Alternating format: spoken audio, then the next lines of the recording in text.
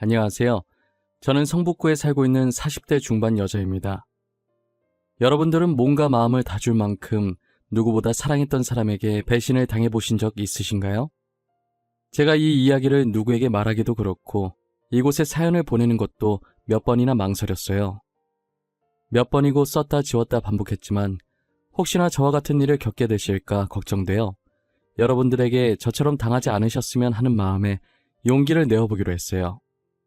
직접 까보기 전까진 그 속에 뭐가 들었는지 전혀 알 수 없는 게 사람 마음인 것 같아요. 그 사람에 대해 다 아는 것 같다가도 속을 까보면 제가 알던 사람과는 전혀 다른 경우가 많더라고요. 그래서 저는 귀신보다 사람이 더 무서운 것 같아요. 귀신은 저희 눈에 거의 안 보이지만 간혹 보이더라도 겁주는 게 끝이잖아요. 반면 사람은 속을 모르니 무슨 생각을 하고 무슨 짓을 할지 예측이 안 가서 더 무서워요. 저희 집안은 나름 교육자 집안이었어요. 아버지는 사업을 하셨고 저희 외가 쪽이 대대로 교수, 교사셔서 저희 어머니도 대학 교수셨어요. 아버지께서는 제가 사업을 이어받았으면 하는 바람이 있으신 것 같았지만 저는 아이들을 좋아해서 어머니처럼 훌륭한 교육자가 되고 싶었어요. 항상 어머니를 롤모델로 삼고 훗날 중학교 교사가 된 저를 상상하곤 했죠. 그런데 제가 중학생이 되던 해에 어머니께서 갑자기 돌아가신 거예요. 평소 건강해 보이셨기 때문에 어머니의 사망 소식은 제게 더 충격이었죠. 어머니는 평소처럼 수업 준비하다가 갑자기 심장마비가 와서 돌아가셨다고 하더라고요.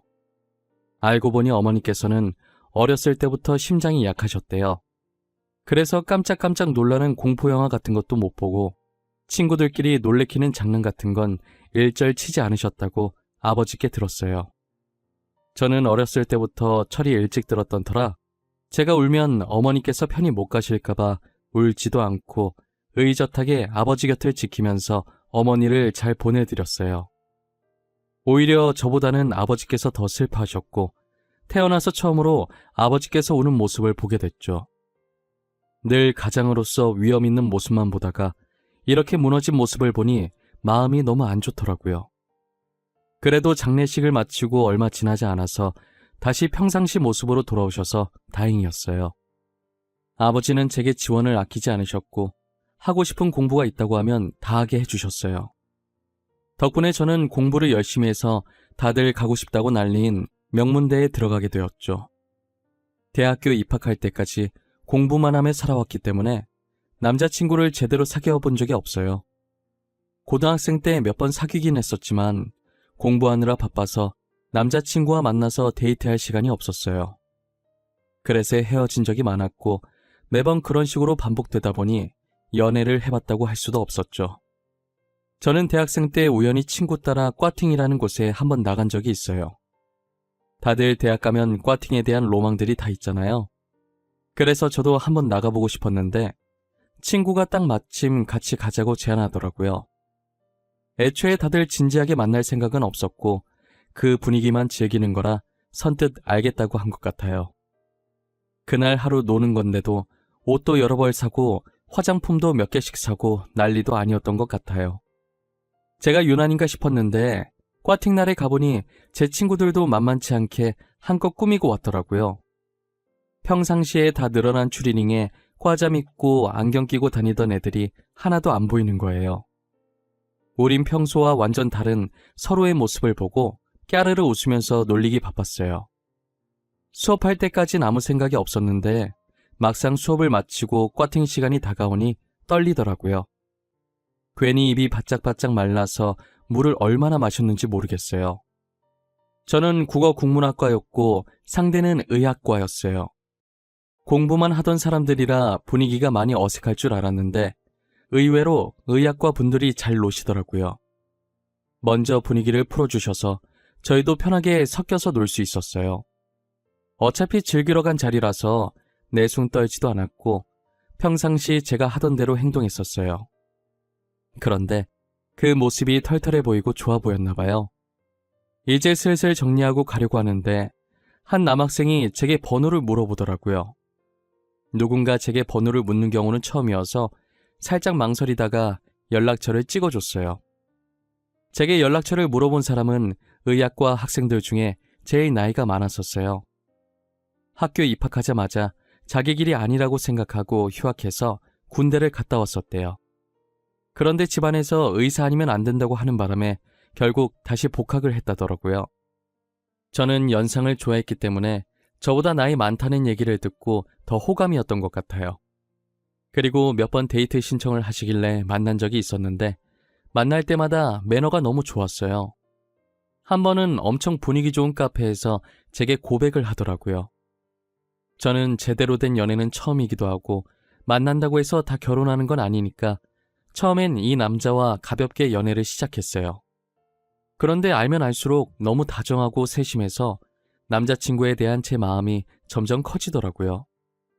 남자친구는 의대생이라 저보다 할 일이 많아서 학교 생활을 바쁘게 보내고 있긴 했지만 저를 만날 시간을 꼭 내서 틈틈이 데이트를 자주 하는 편이었어요. 예과생 때는 그렇게 데이트를 자주 했었는데 본과생이 되고 나서는 예전보다 자주 못 보게 되더라고요. 그래도 서로에 대한 마음은 변함이 없었어요. 어느덧 시간이 흘러서 저는 임용시험을 준비하고 있었고 남자친구는 전문의 준비를 하고 있었어요. 평소처럼 공부를 하고 있는데 속이 니글니글한 게 이상하더라고요. 제가 스트레스 받으면 자주 체하는 편이어서 이번에도 체했나 싶어서 대수롭지 않게 여겼어요. 그러다 옆에 있던 물을 마시려고 하는데 물 비린내가 심하게 느껴지는 거예요. 살면서 한 번도 물 비린내를 느껴본 적이 없었는데 갑자기 이러니 당황스럽더라고요. 마시려고 입에 대려하면 헛구역질까지 나서 결국 물을 못 마셨어요.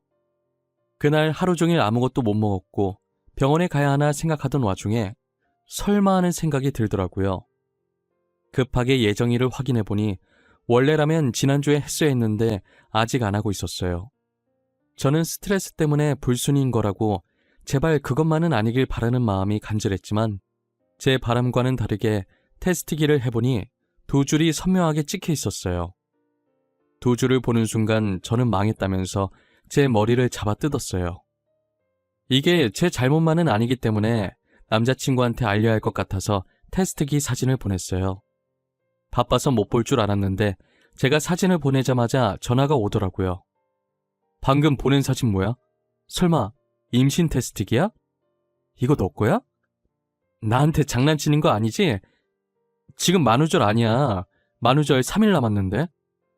장난치는 거 아니고 저거 내 거 맞아. 방금 해본 거야. 오늘 속이 너무 안 좋아서 혹시나 싶어서 해봤는데 두 줄 나왔어. 진짜야? 너 임신한 거야? 우리 엄마 아빠 되는 거야? 병원은? 지금 바로 가야 하는 거 아니야? 속 안 좋은 거 말곤 아픈 데 없지? 아픈 곳 없고 병원은 조금 이따 가보려고. 오빠는 걱정 안 돼? 우리 아무것도 준비한 게 없잖아. 아직 제대로 된 직장이 있는 것도 아니고 말이야. 이 아이 낳는 게 맞는 걸까? 무슨 말 하는 거야? 우리 얘기 듣겠다. 내가 너 먹이 살리면 되는데 뭐가 걱정이야? 우리 얼른 부모님께 인사드리자. 배 불러오기 전에 결혼해야지. 임신했다고 하면 남자친구가 엄청 고민할 줄 알았는데 망설임도 없이 결혼하자고 하는 거예요. 제게 1초도 고민 안 하고 낳자, 결혼하자 하는데 솔직히 너무 설레고 듬직했어요. 저는 임신해서 바로 결혼할 수 있을 줄 알았는데 부모님 반대가 심하더라고요. 애지중지 키운 딸이 남자친구가 있다는 사실도 몰랐는데 거기에 임신까지 했다고 하니 저희 아버지는 뒷목을 잡으셨죠.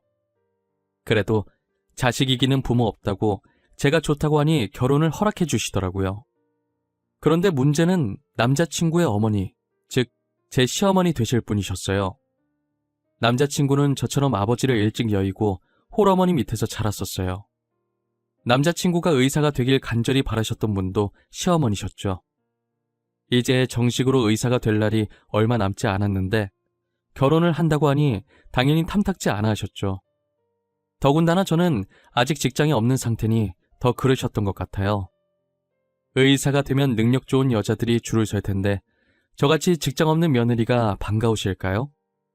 시어머니께서 너무 반대하셔서 어떻게 해야 하나 싶었는데 남자친구한테 좋은 생각이 있다는 거예요. 그러더니 제 손을 잡고 어디론가 가는데 도착해서 보니 저희가 온 곳은 구청이었어요. 뭐야? 설마 내가 생각하는 그런 거 아니지? 오빠 미쳤어? 어머님 알면 어쩌려고 그래. 나 어머님 무섭단 말이야. 너가 생각하는 그거 맞을걸? 나 안 미쳤어. 뒷일은 내가 책임질 테니까 나만 믿어. 우리가 혼인신고해버리면 어머님도 뭐라 말 못할걸? 그래도 이건 아닌 것 같아. 아무리 생각해도 이건 아니야. 다른 방법을 찾아보자. 더 괜찮은 방법이 있을 수 있어. 천천히 생각해보자. 응? 제가 아무리 말려보려고 해도 남자친구는 완강하더라고요. 결국 저와 남자친구는 무작정 혼인신고를 해버렸고 법적으로 부부가 되었죠. 그리고 남편은 가족관계 증명서를 떼서 시어머니께 당당하게 내밀었어요. 시어머니께서는 가족관계 증명서에 올라간 제 이름을 보고 거품 물고 쓰러지셨죠. 이미 임신도 했고 혼인신고까지 한 마당에 쫓아낼 수 없으니 할 수 없이 저를 며느리로 받아주셨어요. 형편이 좋지 않아서 결혼식 할 거면 우리 돈으로 하라고 하시더라고요. 솔직히 제가 아버지께 말하면 저희 집에서 다 해주실 것 같긴 한데 괜히 돈으로 으스대는 것 같아서 결혼식 없이 살기로 했어요. 아이 낳을 때까지만 합가하자고 하셔서 알겠다고 했는데 막상 해보니 시댁살이가 만만치 않더라고요. 시어머니께서는 입만 댔다 하면 남편 곧 의사 된다는 소리를 하셨어요. 저한테는 대학 나오면 뭐하냐고 취직도 못하고 정말 별 볼 일 없다고 하셨죠. 그럴 때마다 댁 아들 때문에 임신하는 바람에 교사 준비한 것도 다 물 건너갔다고 소리치고 싶은 거 참느라 정말 애 많이 썼어요. 조선시대에서 막 현대로 넘어왔다고 해도 과언이 아닐 정도로 가부장적인 시어머니는 역시 여자는 집에서 얌전히 살림하고 있어야 한다면서 이것저것 집안일을 장난 아니게 시키더라고요. 먼 놈의 빨래가 남의 집 빨래까지 다 들고 오는 건지 하루에 한 번씩 해도 계속 나오더라고요. 결국 저는 한 달도 못 버티고 남편에게 부탁해서 분가를 하기로 했어요. 다행이라고 해야 할지 남편이 근무하던 병원이 시댁과 멀어서 그걸 핑계로 분가했죠. 조선시대 시어머니 모시다가 분가를 하니 숨통이 트이더라고요. 거기다 얼마 지나지 않아 남편도 드디어 전문의 시험에 합격했죠. 그런데 남편이 개인 병원을 내고 싶어하는 눈치더라고요. 하지만 시댁 형편이 좋은 것이 아니라서 말을 꺼낼 생각도 못하고 있었죠. 날이 갈수록 남편 얼굴이 수심이 깊어지는 게 안쓰러웠어요. 아무래도 저희 집이 부유했던 터라 남편 몰래 아버지를 찾아갔어요. 공부할 거라고 학원 다니게 해달라고 한 것 말곤 아버지에게 한 번도 무언가를 해달라고 부탁한 적이 없어요.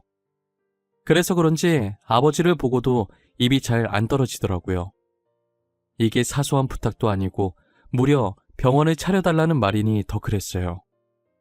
아버지는 제 표정을 보고 눈치채셨는지 편하게 말해보라고 하시는 거예요. 아빠 있잖아. 사실 내가 부탁이 하나 있어서 왔는데 말이야. 남편 전문의 됐는데 혹시 병원 하나만 차려주면 안 될까? 뭐? 병원? 병원이 사달라고 하면 사줄 수 있는 애기 장난감도 아니고 참...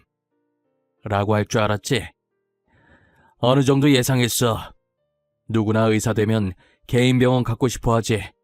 박서방이 병원 차리고 싶대?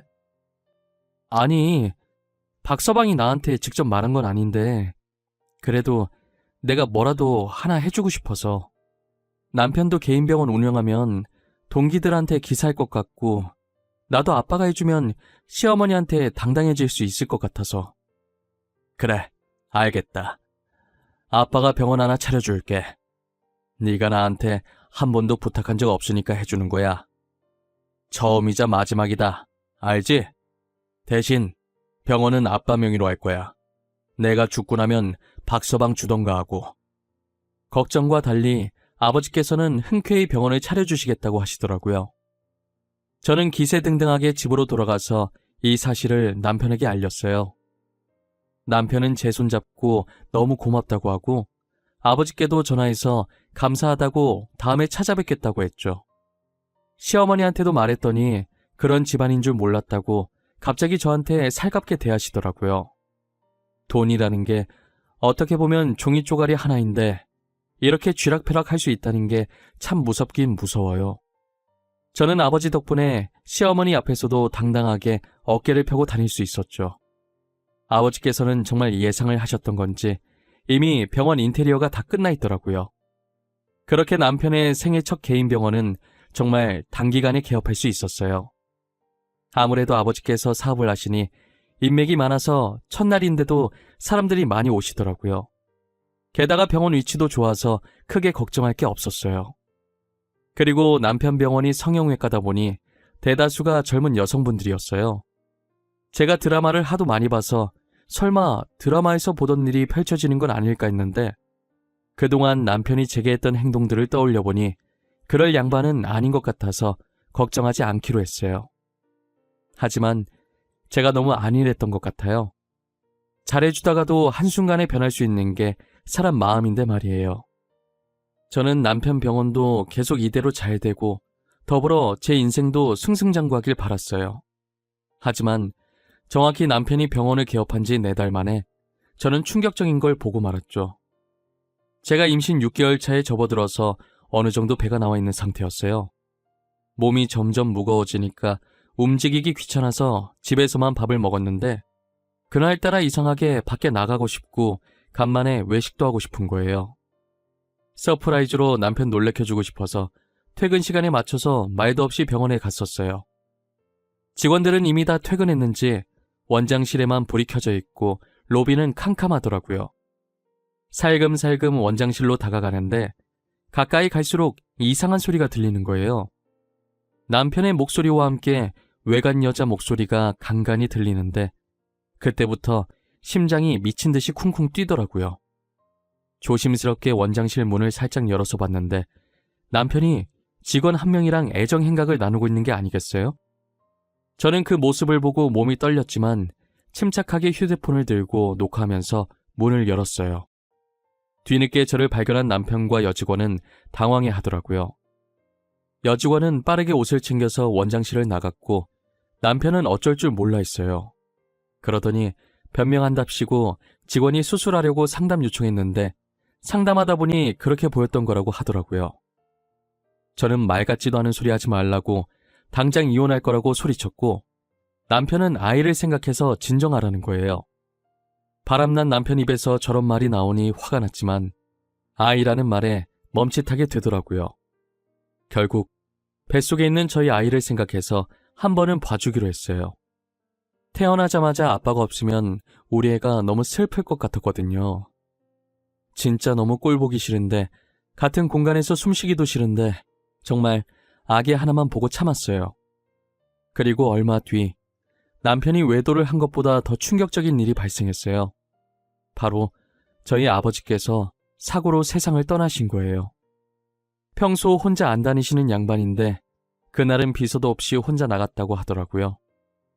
비서한테 말도 없이 나가서 비서분도 어디 가시려다가 사고 난 건지 전혀 모르고요. 외진 곳에서 발견됐는데 아무리 생각해도 아버지께서 거기에 갈 일이 없었어요.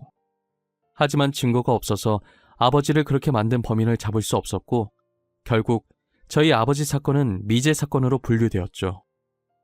아버지께서 세상을 떠났다는 충격에 결국 유산을 하고 말았어요.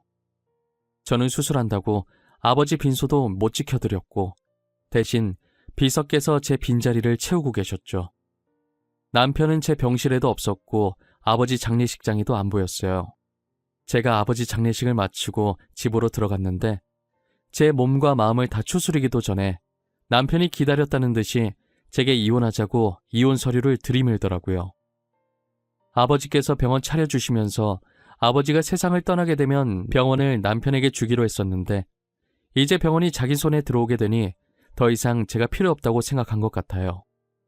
남편이 건네준 이혼 서류를 보니 합의 이혼이라고 적혀 있더라고요. 제가 일방적으로 이혼당하는 건데 이게 어떻게 합의 이혼인가요?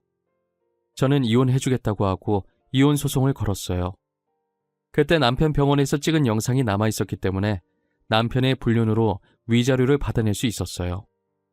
저는 남편의 배신에 너무 충격을 받아서 모든 사람들과 연락을 끊고 남편에게 받은 위자료를 가지고 아무도 모르는 곳에 숨어 살았었어요. 그런데 어떻게 알고 온 건지 비서분이 저를 찾아오신 거예요.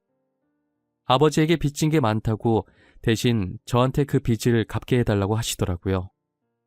비서분은 보육원 출신이셨는데 아버지께서 그 보육원에 봉사하러 갔다가 아이들과 잘 놀아주는 비서분을 발견한 뒤로 계속 눈여겨보고 있었대요. 곧 성인이라 보육원을 떠나야 한다는 소리를 원장님께 듣고 데리러 왔다고 하신 적이 있었어요. 거의 양아들처럼 믿고 비서직을 맡겼고 그만큼 비서도 아버지께 잘했었죠. 늘 저희 아버지를 친아버지처럼 생각하셨었거든요. 저랑은 어색한 사이였는데 아버지 돌아가시고 제게 도움을 많이 주시려고 노력하셨어요. 회사는 서울에 있고 저는 강원도로 피해 왔었는데 거의 출퇴근하다시피 제 집을 왔다 갔다 하시면서 상태가 어떤지 살피시더라고요. 아버지 유언장에 회사를 저한테 주기로 하셨었는데 안 받으려다가 아버지 유언이시니까 바지 사장으로 올려놓고 실질적인 대표 업무는 비서분이 다 하고 계셨어요. 저는 기댈 곳이 비서분밖에 없었고 비서분도 가족이 없으니 자연스럽게 저한테 기대시더라고요. 그러다가 비서분께 그냥 둘이 같이 살면 어떻겠냐고 해서 저는 비서분과 재혼을 하게 되었어요. 남편과는 겨우 1살 차이였고 제 과거를 아는 사람이라 굳이 숨기지 않아도 되니 더 편했던 것 같아요. 남편은 되게 따뜻한 사람이라 제 아픈 과거를 절대 꺼내지 않았고 사랑으로 보듬어 주었어요. 아버지가 살아계셨을 때 남편을 왜 눈여겨봤는지 알겠더라고요. 3년 동안 살면서 한 번도 싸운 적 없고 항상 저한테 져주던 남편이었어요.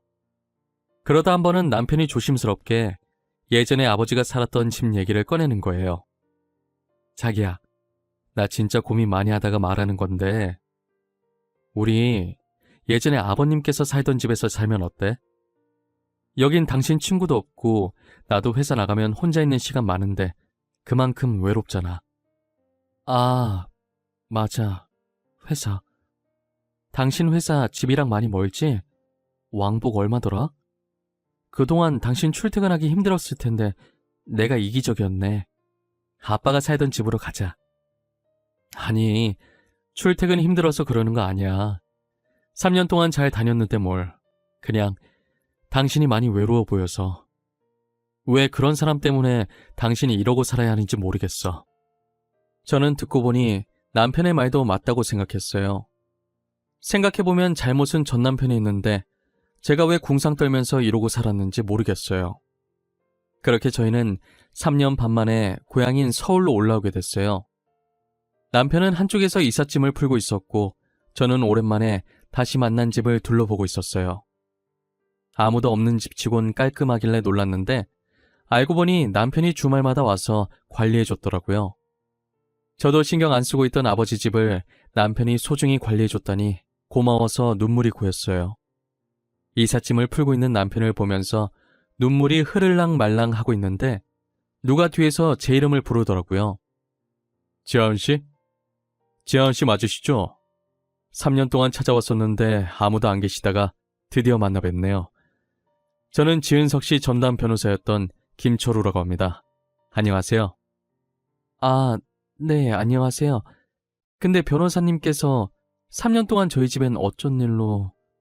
혹시 저한테 무슨 볼 일이라도 있으신 거예요? 지은석씨 앞으로 건물이 하나 있었잖아요. 성형외과 건물 말이에요. 그 건물 때문에 말씀드릴 게 있어서 왔습니다. 전화도 드렸었는데 없는 번호라 떠서 전달이 늦었네요. 아버지 유언장대로면 이미 전 남편 명의로 넘어갔어야 할 병원인데요. 그 건물에 무슨 문제라도 생긴 건가요? 그럼 전 남편에게 연락해 보셔야 할 것 같아요. 무슨 소리세요? 지은석 씨께서 유언장에 그 병원을 지아은 씨 앞으로 해달라고 하셨었어요. 아, 그리고 병원도 병원인데 혹시 지은석 씨가 사용하시던 휴대폰 잠깐 볼 수 있을까요? 저희 아빠 휴대폰이요? 어디 놔뒀는지 몰라서 집안에서 찾아봐야 할 것 같은데 아빠 휴대폰에 뭐가 있나요? 저도 그게 궁금해서요. 사망 직전에 저한테 사진인가 영상 보낼 거 있다고 하셨는데 못 받았거든요. 근데 영 찝찝해서요. 그래서 뭘 보내려고 하신 건지 확인해 보려고요. 변호사의 말에 저와 남편은 폰 안에 뭔가 큰 게 있을 것 같다는 생각이 들었어요.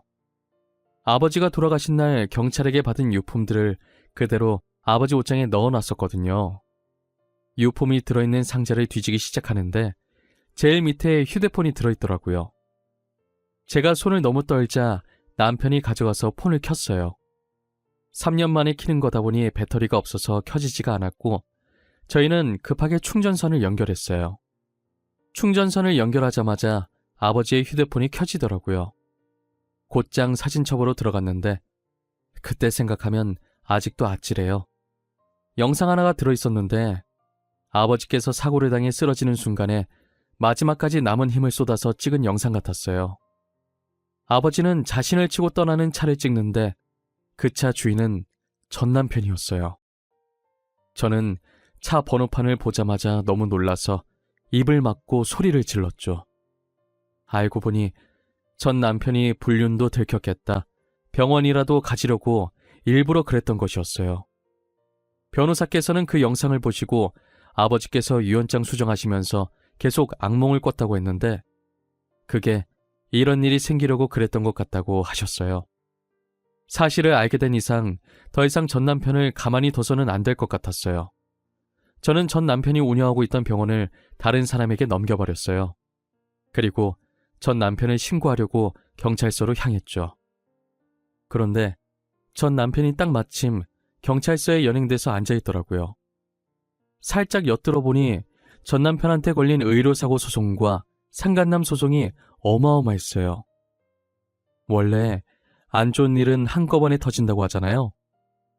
이제껏 잠잠하다가 제가 신고하러 간 날 그때 한 번에 다 터진 거라고 하더라고요. 참 고소복도 많은 양반이었어요.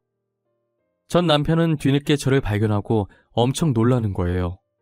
그러더니 저보고 병원 내놓으라고, 병원이 왜 제 명의로 되어 있는지 따지더라고요. 지금 나한테 그거 따지고 있을 상황이 아닐 텐데? 너 저기 쌓여있는 고소장들 다 어떡하냐? 근데 저 고소장들 내가 가지고 온 거에 비하면 진짜 약과다. 그게 무슨 말이야? 네가 뭘 들고 왔는데? 나 아무 짓도 안 했어. 너 3년 동안 어디에 처박혀서 숨어있더니 머리가 어떻게 됐냐? 내가 뭘 가지고 왔는지 알면 깜짝 놀랄 텐데. 뭐 여기서 공개해? 바로 까줘? 네가 궁금하다고 하면 이렇게 많은 사람들이 있는 데서 공개하고. 그렇게 공개할 생각은 없었는데 전 남편이 궁금해하는 것 같아서 아버지 폰에 있던 영상을 틀었어요. 전 남편은 그 영상을 보자마자 온몸을 사시나무 떨듯이 떨고 있더라고요. 저는 새침하게 휴대폰을 다시 넣고 전 남편을 향해 살짝 웃어주고 뒤돌았어요. 그리고 곧장 전 남편을 저희 아버지 사건 범인으로 신고했죠. 결국 전 남편은 징역형을 살게 되었고, 그리고 전 남편에게 걸려있는 소송들 위자료 때문에 시어머니께서 똥줄이 빠지게 돈 구하고 다니시는 것 같더라고요. 드라마처럼 엄청난 복수를 해주고 싶었는데 그렇게 하면 저도 법에 걸리기 때문에 할 수가 없었어요. 속이 완전히 후련해지진 않았지만 그래도 아버지 억울함 정도는 조금 풀 수 있어서 다행이에요. 저희 남편은 이제라도 범인 찾아서 다행이라고, 아마 안에서 천벌받고 있을 거라고 저를 위로해줬어요. 현재 제 남편은 아버지께서 제게 남겨주신 선물 같은 사람이에요. 아버지는 사고가 아니었더라도 나이가 많이 드셔서 저보다 일찍 세상을 떠나게 될 테니 자신이 세상을 떠나게 되면 저 혼자 외롭지 말라고 제 남편을 남겨주신 것 같아요. 남편은 제게 때로는 아버지였다가 때로는 친구였다가 그리고 인생의 동반자인 소중한 존재입니다. 다른 것들은 다 잃어도 지금 남편만큼은 절대 잃고 싶지 않아요. 평생 지금처럼만 서로 이해하며 알콩달콩 잘 살았으면 좋겠어요.